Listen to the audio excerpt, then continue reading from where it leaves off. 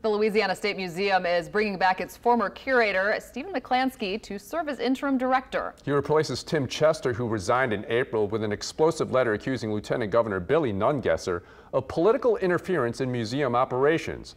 Nungesser reached out to investigative reporter David Hammer to defend himself against those allegations and to explain why it's time to shake things up.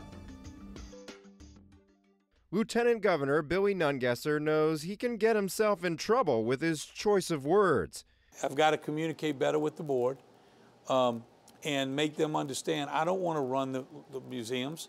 But that's how former interim state museum director Tim Chester took it when Nungesser talked about selling a portion of the 1 million items in the museum's collection, such as chairs that Presidents Reagan and Bush used at the 1988 Republican Convention in New Orleans. These were the two chairs, and I made the comment that a Republican would pay big money on eBay. I didn't say I was selling them on eBay. I didn't say I was selling everything in the museum.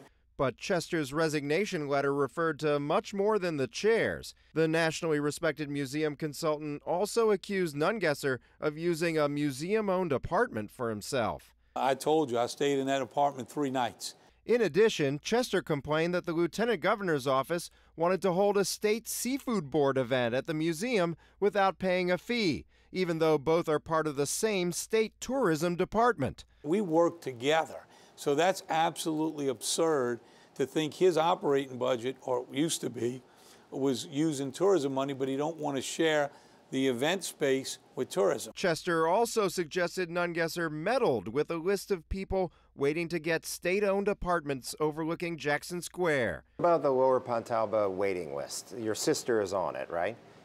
You know, she was on it before I was lieutenant governor, and I told the only thing I did meddle with the list, I said no one in my family will ever have an apartment. So she's off the list now? I don't know if she's off. I've never meddled with the list. State Museum Board Chairman Lawrence Powell said Nungesser has, at times, not followed proper procedures. He's not respecting boundaries. Powell says he appreciates Nungesser's desire to raise more money for the museum.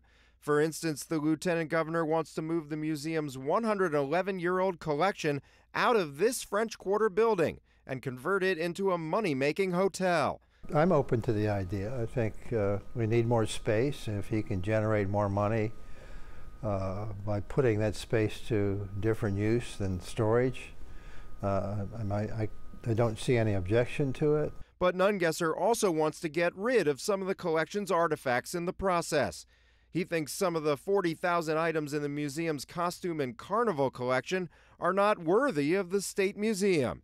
See, that's for the museum staff to assess. The lieutenant governor prefers museum staff restore this flag commemorating Mexican-American and Civil War battles rather than use their time maintaining suits worn by Mardi Gras Indians. Do you lose out on the ability to do this because you're upkeeping costumes or Mardi Gras Indian? Well, there's only so much staff, and they've been cut to the bone. Powell says Nungesser must leave that up to the professionals. He will have to back off because our accreditation would be at risk. And what about those chairs the Reagans and Bushes sat in? We just realized that those chairs are mislabeled. Those black chairs were not the Ronald Reagan chairs. These are actually the 4 chairs Miss Reagan, President Bush, and Miss Bush sat in. The lieutenant governor called that an honest mistake and promised to listen to the experts as they decide the museum's future. David Hammer, Eyewitness News.